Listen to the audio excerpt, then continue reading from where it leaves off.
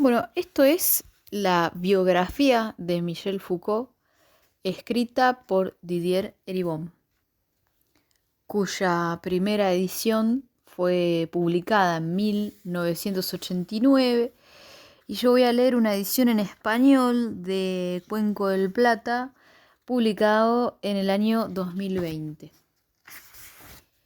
Voy a hacer una serie en varios, capítulos, porque es un libro muy extenso.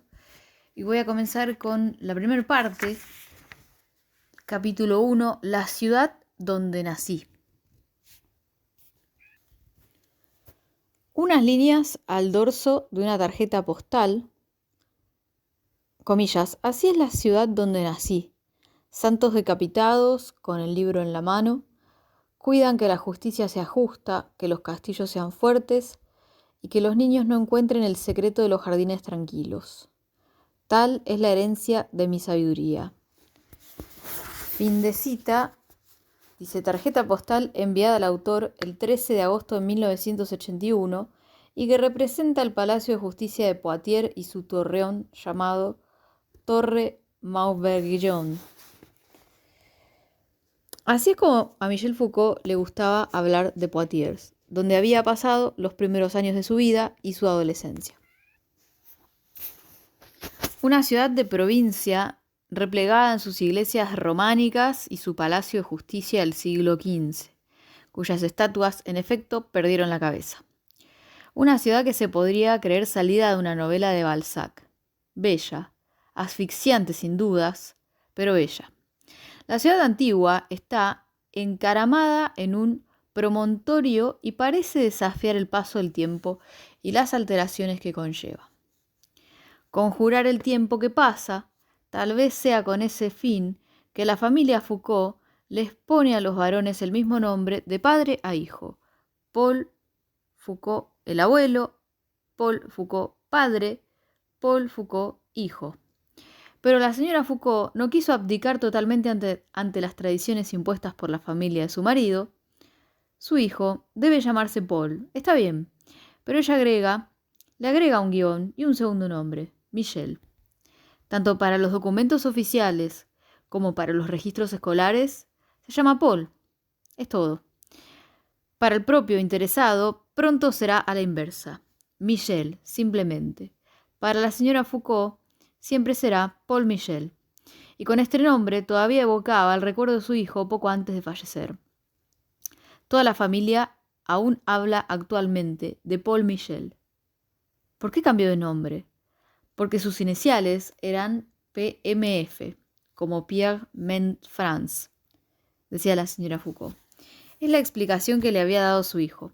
A sus amigos les había presentado las cosas de manera muy distinta. Ya no quería tener el nombre de su padre, a quien siendo adolescente detestaba.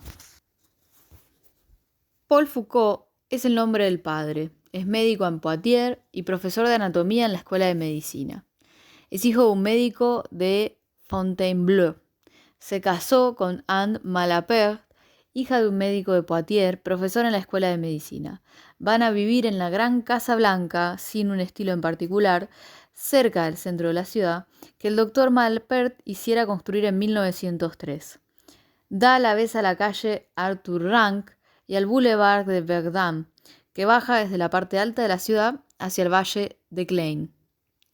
El doctor Paul Foucault y su mujer tendrán 3 hijos, Francine, la mayor, luego Paul, 15 meses después. El 15 de octubre de 1926, más exactamente. Un segundo hijo varón nacerá algunos años después, Denis. 3 niños que van a llevar la vida de los hijos de la alta burguesía de provincia. La familia es acomodada. La señora Foucault posee una casa a 20 kilómetros de la ciudad, en Vendée du Putois. Una construcción soberbia rodeada de un parque. También posee tierras, granjas y campos. El doctor Foucault es un médico muy renombrado que opera todo el día en 2 clínicas de Poitiers. Es una personalidad en la región. En resumen, en casa de los Foucault el dinero no falta. Una nodriza se encarga de los niños, una cocinera se encarga de la casa, habrá incluso un chofer. La educación será más bien rigurosa, aun cuando la señora Foucault haya asumido la máxima de su padre, el doctor malpère. Lo importante es gobernarse a uno mismo. Ella evitará dirigir u orientar las lecturas de sus hijos. En cuanto a la religión, no parece que haya obsesionado a la familia. Por cierto, todos van a misa los domingos, a la iglesia Saint-Porcher, en el centro de la ciudad. Pero la señora Foucault más de una vez desiste de ir, y es su madre, la abuela de Francine, Paul Michel y Denis, quien los lleva. Paul Michel ayudará en la misa como monaguillo durante algún tiempo. Lo dicta la tradición. Más tarde, mucho después, Michel Foucault dirá, incluso en una entrevista, que su familia era más bien anticlerical. Sin duda los dos aspectos coexistían, respeto de las convenciones y el alejamiento de la creencia. Si Paul Michel comienza su escolaridad a la sombra de los jesuitas, solo es entonces obra del azar, o de la historia, que a menudo viene a ser lo mismo. Porque en el Liceo Henry IV, que abarca jardín de infantes y escuela primaria, y recibe por ende a niños muy chicos, está instalado en la calle Louis Renard, en un edificio antiguo que había pertenecido a la Compañía de Jesús. Un liceo público, aunque adosado a una capilla, que se parece más a una abadía por su tamaño y su aspecto imponente. El hijo del doctor Foucault tiene menos de 4 años cuando entra por primera vez en el patio cuadrado del establecimiento. Por encima del pórtico interno, siglos de historia contemplan a los niños que pasan. Un retrato de Henry IV, fundador, otro de Luis XIV, benefactor, están grabados en la piedra. Unos reyes en efigie que de todos modos deben impresionar a los alumnos más jóvenes. Paul Michel, además, todavía no tiene la edad legal para ser admitido en el establecimiento, pero no quiere que lo separen de su hermana. La señora Foucault le habló de ello a la maestra, que muy amablemente le contestó: «Nos lo puede traer, lo pondremos en el fondo del aula con lápices de colores». Y el 27 de mayo de 1930 se encuentra en efecto en el fondo del aula con lápices de colores. Pero aprovechó para aprender a leer, comentaba la señora Foucault. Hará 2 años de jardín de infantes hasta 1932. Y seguirá los cursos de la primaria hasta 1936, fecha en la que se convierte en el alumno del liceo propiamente dicho, los cursos del secundario. Dejará el liceo Henry IV en el inicio del ciclo escolar del año 1940, luego de haber tenido un mal año, y entonces ingresará en el colegio Saint Stanislas. Porque hasta entonces casi no había tenido problemas. Paul Michel Foucault no era muy brillante en matemáticas, pero sus notas en francés y en historia, en griego o en latín compensaban ampliamente ese déficit y le permitían acaparar con regularidad los premios de excelencia. ¿Qué pasó en el curso del 3er año para que sus notas bajaran tanto? La señora Foucault ofreció una explicación. El director del liceo había sufrido un ataque cerebral y ya no podía ocuparse de su establecimiento en la nueva situación creada por la guerra. Es cierto que las condiciones cambiaron repentinamente. La población se vio incrementada con sucesivas oleadas de refugiados y las escuelas y liceos de la ciudad deben incorporar alumnos y profesores recién llegados de París. El liceo Henry IV aloja en parte al liceo parisino Janson de Sailly, que se replegó en Poitiers. De modo que la serenidad tranquila y segura de los estudios potevinos se ve seriamente perturbada. Y también las jerarquías instaladas. Michel Foucault le hablará un día a uno de sus amigos del trastorno que lo había invadido cuando se había visto suplantado por los recién llegados, cuando él siempre había estado entre los primeros, si no era el primero de la clase. Otra explicación es brindada por algunos camaradas de Foucault de la época. El profesor de francés le tenía antipatía, al señor Guyot no le gustaban mucho los hijos de la burguesía. Radical y volterano, es profesor muy al estilo de la Tercera República.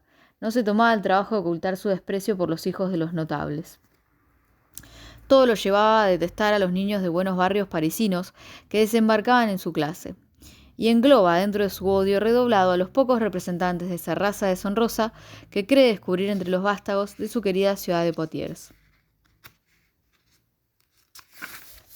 Perturbado, desconcertado, Paul Michel Foucault siente que el suelo de la evidencia escolar se disuelve bajo sus pies. Sus resultados se resienten por ello muy duramente, en todas las materias excepto en traducción latina. Al final del año, la decisión del director de la institución cae como un veredicto inapelable para la señora Foucault. Examen final debe volver a rendir en octubre. La señora Foucault prefiere tomar la delantera e inscribe a su hijo en un colegio religioso, Saint Stanislas, situado en aquella época en la esquina de las calles Jean Jaurès y de la Antigua Comedia. No es el establecimiento religioso más conocido de la ciudad.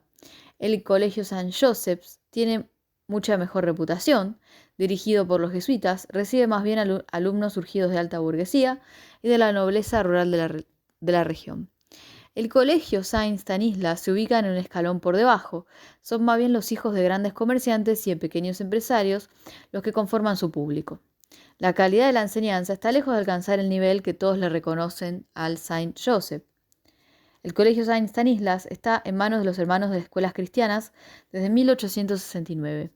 También se los llama los hermanos ignorantinos. Cuando Paul Michel Foucault ingresa allí, estamos en septiembre de 1940. En esa fecha, la ciudad está ocupada por los alemanes desde algunas semanas. La zona libre se encuentra a 20 kilómetros de Poitiers. Del otro lado de la línea limítrofe es casi otro mundo. Hace falta un salvoconducto para acceder allí. Demasiado jóvenes para ser enrolados en el servicio de trabajo obligatorio en Alemania, los alumnos de segundo pueden continuar sus estudios. A lo sumo se los requiere para el servicio rural. 6 semanas de agricultura durante las vacaciones de verano, especialmente con la tarea de acabar con las plagas. Entre los profesores destacados, todos los veteranos del colegio recuerdan al extraño profesor de historia, el padre de Monsalbert. Es un monje benedictino de la abadía de Liege y es cura en Crutel, un pequeño pueblo de los alrededores. Hace todos sus trayectos a pie y no es raro divisarlo en la ruta que lleva de Poitiers a Liege, con el cayado del peregrino en la mano y un sayal amplio y sucio. La gente se detiene para llevarlo en auto, a pesar de su mugre repugnante. Una vez lo recogí, cuenta la señora Foucault, y después el auto quedó lleno de pulgas. Ese ser original es también un erudito que siempre se pasea con una bolsa en bandolera atiborrada de libros. Su clase es un gran momento de la vida del colegio. Esto es lo que dice uno de sus antiguos alumnos en un libro de memorias publicado en 1981. Cito, sus clases eran inolvidables, partiendo de un conocimiento asombroso de los acontecimientos y de los hombres, lanzaba juicios mordaces en los que no se excluía el chiste verde, dejándose llevar por su tema y por el flujo de su pensamiento, así como por lo pintoresco de sus imágenes. Desencadenaba inevitablemente una explosión de risas que degeneraban en un verdadero circo. Fin de cita.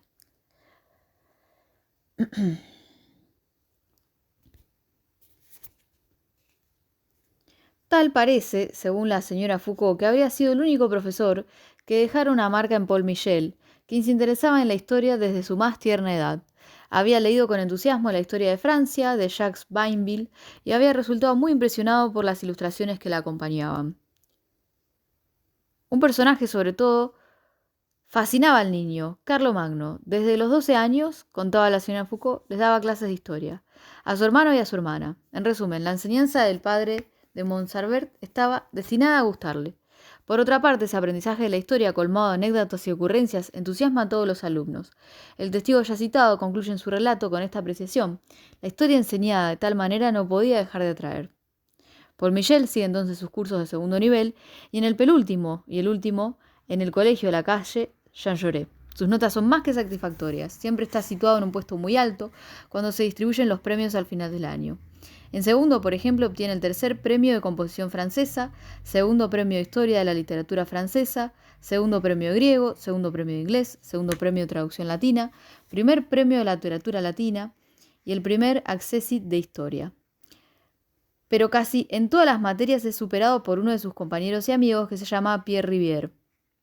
¿Se divertirá el filósofo cuando exhume 35 años después unos archivos donde yacía la fabulosa memoria de un parricida del siglo XIX y la publique acompañada de un comentario dentro del libro hoy famoso, Yo, Pierre Rivière, habiendo degollado a mi madre, a mi hermana y a mi hermano? ¿Quién podría decirlo? En todo caso, aunque rivales en clase, los dos muchachos eran muy unidos. Ambos comparten una gran ansia de saber y de lecturas. Van a aprovisionarse en casa de un personaje singular de la ciudad, el abad Aigran, apodado el Pico de la Mirándola de Poitiers. Es profesor de la Universidad Católica de Angers, colabora en varias revistas como crítico musical y dispone en su casa una muy notable biblioteca. Recibe a estudiantes, liceístas, a quienes recomienda y presta libros, principalmente de historia y filosofía.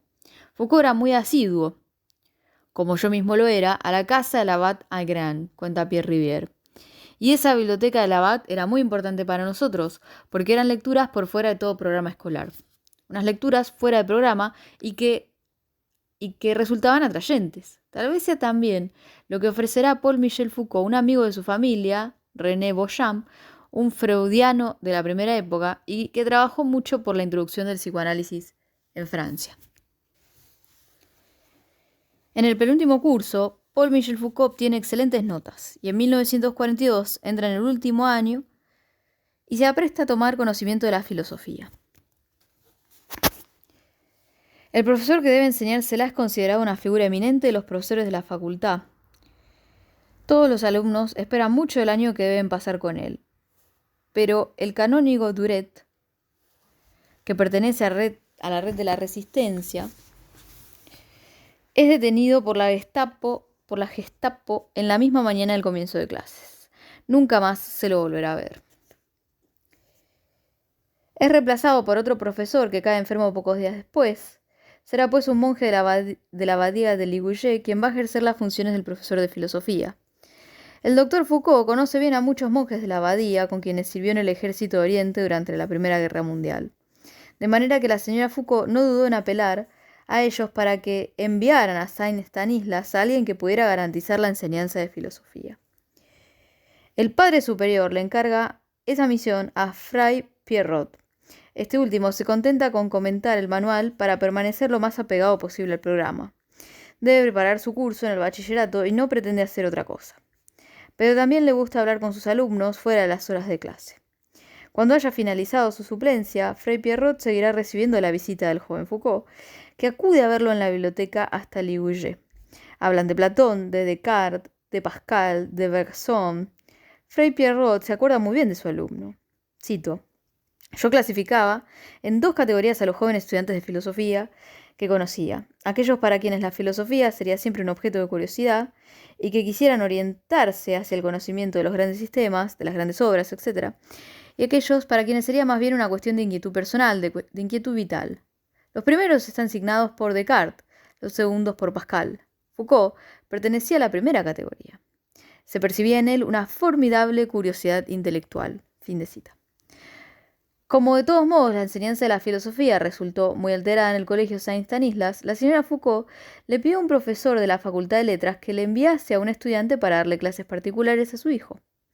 Louis Girard está en segundo año de filosofía y un buen día toca el timbre en la puerta de los Foucault, el número 10 de la calle Arthur Rank. Iba 3 veces por semana, refiere. La filosofía que me daban en la facultad era una especie de kantismo bastante difuso, acondicionado a la moda del siglo XIX, a lo Boutroux, y yo le transmitía ese kantismo. Lo hacía con cierto entusiasmo, porque tenía 22 años, pero yo mismo no había estudiado ampliamente la filosofía. ¿Qué recuerdo conservó de su alumno? Era muy exigente. Tuve alumnos que luego me parecieron más dotados, pero no que hayan sido capaces de captar lo esencial tan rápidamente y de organizar su pensamiento con tanto rigor. Fin de cita. Al final del año escolar, el padre Lucien, profesor en el seminario mayor, se había hecho cargo de la enseñanza de la filosofía antes de unirse al canónico Duret en su trágico destino. Paul Michel Foucault obtendrá el segundo premio de filosofía.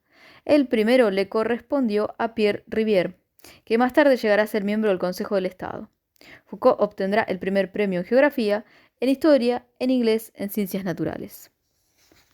No habría que imaginar, al evocar a los dos profesores de filosofía deportados por los alemanes, que el colegio Saint Stanislas fue un bastión de la resistencia. El retrato del mariscal Pétain estaba colgado allí, como era obligatoria para todos los establecimientos escolares. Además, los alumnos debían reunirse en el patio para cantar «Mariscal, aquí estamos», y eran reprendidos cuando no le ponían suficiente fervor. Algunos hablan de un villismo ambiental que reinaba en el colegio, aun cuando algunas redes de la resistencia parecen haberlo utilizado a veces como un sitio de encuentro, donde se intercambiaban carnets de identidad o certificados de desmovilización. Varios alumnos serán detenidos. Michel Foucault recordará un día esa época difícil en una de las entrevistas en que se abrió la confidencia autobiográfica sobre sus años de juventud.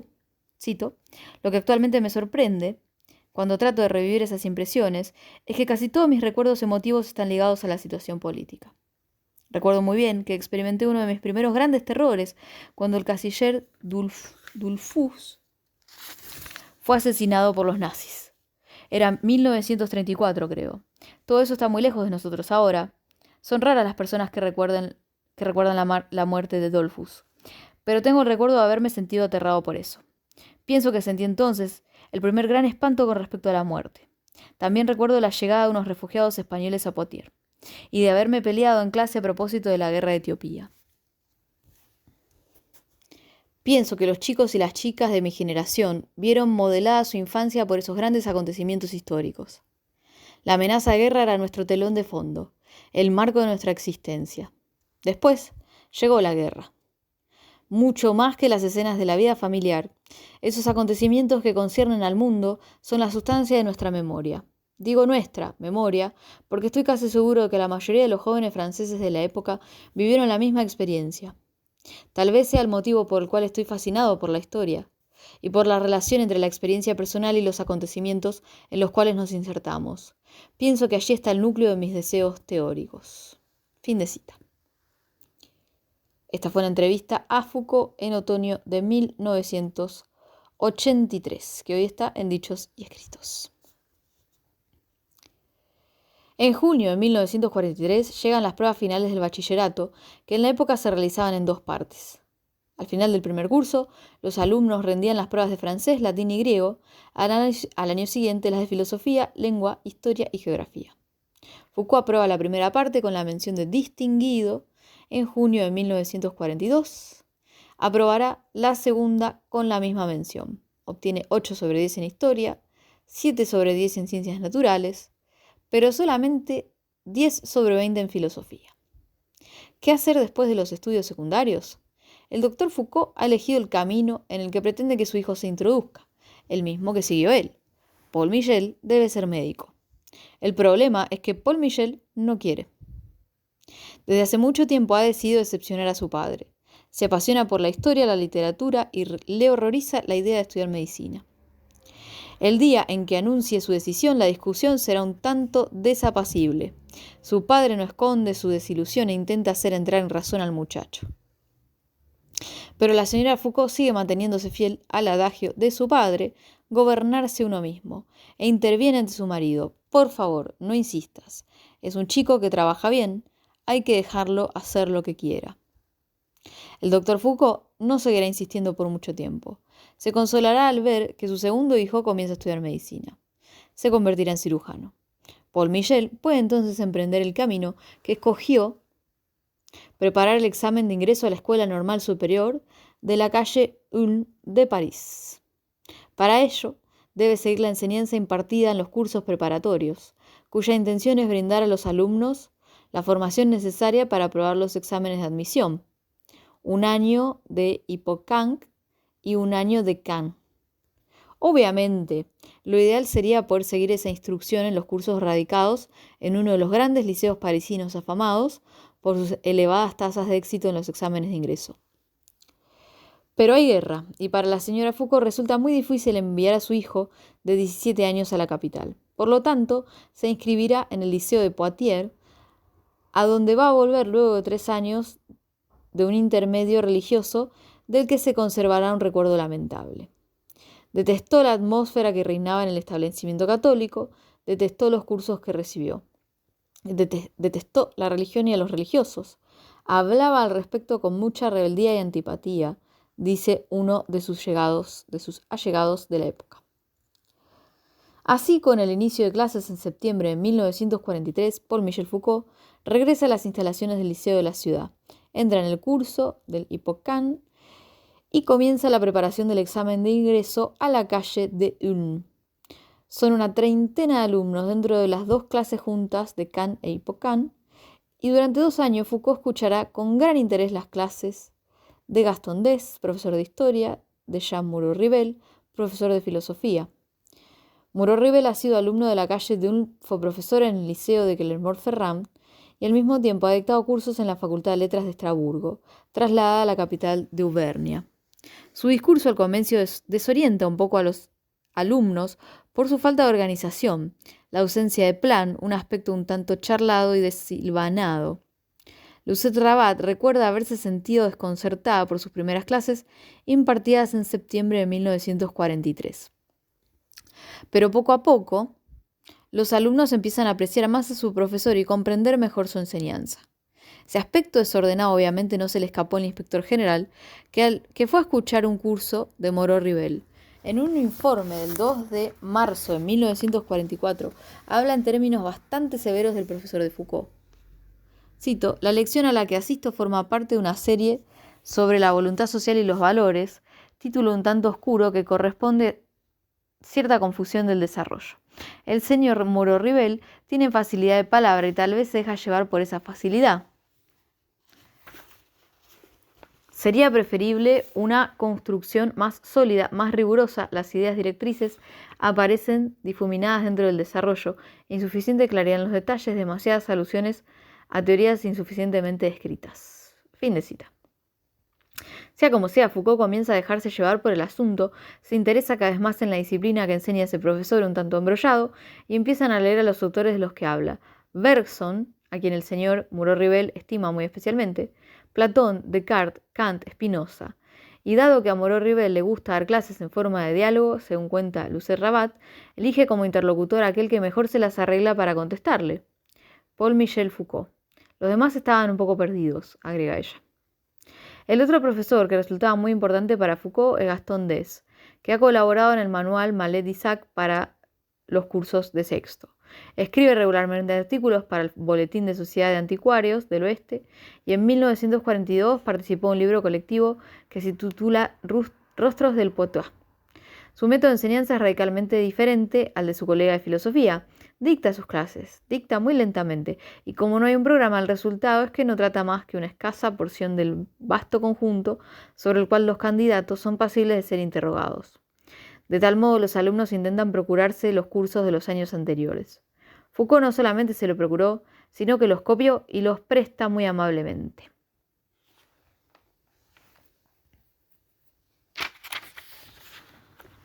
El periodo de 1943-1945 es por supuesto un periodo difícil y alterado. Durante el invierno, los problemas de calefacción hacen la vida muy dura en las clases del liceo. Algunos internos asumieron el riesgo de ir a robar leña durante la noche de los locales de la milicia que limitan con el liceo. Para protegerlos de las sospechas que pesan sobre ellos, Lucette Rabat y Paul Michel Foucault acuden al director y firman un papel certificando que ellos mismos proveyeron la leña. Cito: afortunadamente, dice Lucette, no nos preguntaron dónde habíamos encontrado esa leña. No sé lo que habríamos podido responder. Fin de cita. A pesar de las condiciones de vida a menudo penosas, reina en el curso cierta jovialidad estudiantil. Los alumnos van a las matines clásicas que se ofrecen todos los meses en el teatro de la ciudad. ¿Estaban las obras tan mal interpretadas o los alumnos tenían tantas ganas de divertirse? Lo cierto es que las tragedias provocaban risas estridentes. Durante la representación de Andrómaca, recuerda Lucette Rabat, Foucault no paraba de hacer bromas y de reírse. Una jovialidad un tanto ficticia tal vez, pero en todo caso, agrega, evitábamos hablar de los temas importantes, evitábamos hablar de cuestiones políticas, porque los alumnos venían de ambientes diferentes. Entre nuestros compañeros de curso, por ejemplo, había una chica cuyo padre y cuyo hermano murieron deportados y otro alumno cuyo padre fue fusilado durante la liberación. Por lo tanto, todo el mundo desconfiaba un poco de todo el mundo. Y además, sobre todo, Foucault era un tanto solitario, trabajaba todo el tiempo y se vinculaba muy poco con los otros. Un día, poco antes del examen de ingreso, fui con él para pedir información de locales de la facultad. Caminamos durante un cuarto de hora y me dijo, es la primera distracción que me concedo este año, una distracción de un cuarto de hora. Lo más grave, lo más peligroso y lo más aterrador son los bombardeos, que no perdonan a la ciudad de Poitiers. La aviación inglesa apunta a la estación de tren y las vías férreas. Durante las alertas, los alumnos corren a guarecerse en los refugios. En julio de 1944, varios de los barrios cercanos a la estación deberán ser evacuados como medida de precaución. La calle Arthur Rank forma parte de las zonas afectadas, de modo que toda la familia Foucault se instala en Vendrúp durante el verano. Por otra parte, ese año las clases terminaron muy temprano en el liceo, el 6 de junio del 44. El portero recorrió los pasillos del liceo gritando: «Desembarcaron, desembarcaron». Las tropas aliadas acababan de hacer pie en las playas de Normandía. Los alumnos salieron de clases con una explosión de alegría. Obviamente ya nadie piensa en los cursos. Algunos días después la guerra causa estragos en toda la región y se suspende el dictado de clases en todos los establecimientos escolares. El año siguiente no resulta menos alterado. Los alumnos, de todos modos, prepararon el examen de ingreso y 14 candidatos de la Academia de Poitiers se presentaban ante las puertas del Hotel Fumé de la calle Jane en las locaciones de la Facultad de Derecho para rendir los exámenes que se desarrollan entre el 24 de mayo y el 5 de junio del 45. La prueba de francés sería anulada 2 veces en razón de diversas irregularidades. La primera vez porque en París un profesor de la Sorbona había revelado el tema a sus estudiantes unos días antes del examen. La segunda porque las hojas oficiales no llegaron a todas partes al mismo tiempo. Todos los candidatos deberán volver a hacer esa prueba. En total, 3 veces, 6 horas. Los resultados del escrito son conocidos el 16 de julio. 2 alumnos de Poitiers son aceptados, pero Michel Foucault no. Está número 101 en el listado final del escrito y solo 100 candidatos pueden presentarse al oral. Paul Michel no ingresará a la escuela normal de la calle de Ulm. Trabajó como un condenado, pero no alcanzó. Está terriblemente decepcionado, pero no desalentado. Piensa presentarse una vez más el año siguiente. Pero en ese punto concluye su escolaridad en Poitiers. El inicio de clases de 1945 marcará un hito muy importante en su existencia. Deja su ciudad natal para instalarse en la capital. Poitiers, una ciudad asfixiante, es la palabra que reaparece en todos los testimonios sobre esa época. Cito: «Pienso que debió ser terrible haber pasado toda la infancia en ese ambiente», dice un amigo de Foucault que llega a Poitiers en 1944. Una ciudad cerrada, mezquina, agregaron otros que quisieron huir de ella. Foucault deja entonces Poitiers en el otoño de 1945. Pero nunca se separa totalmente de la ciudad de sus años de juventud, sencillamente porque no se separará totalmente de su familia. No estima a su padre, como vimos. El doctor Foucault, por otro lado, parece haberles dedicado bastante poco tiempo a sus hijos. Trabajaba todo el día y buena parte de la noche, y su presencia en el domicilio familiar era bastante rara. Si se produjo una ruptura entonces, fue con el padre. Michel Foucault un día hablará al respecto, mencionando el recuerdo de relaciones conflictivas sobre puntos precisos, pero que representaban un foco de interés del que no lograba apartarse, incluso cuando había dejado a su familia. En cambio, seguirá durante toda su vida muy apegado a su madre. Durante sus años de estudio, vuelve a Poitiers en todas sus vacaciones escolares y luego seguirá visitando muy regularmente a sus padres.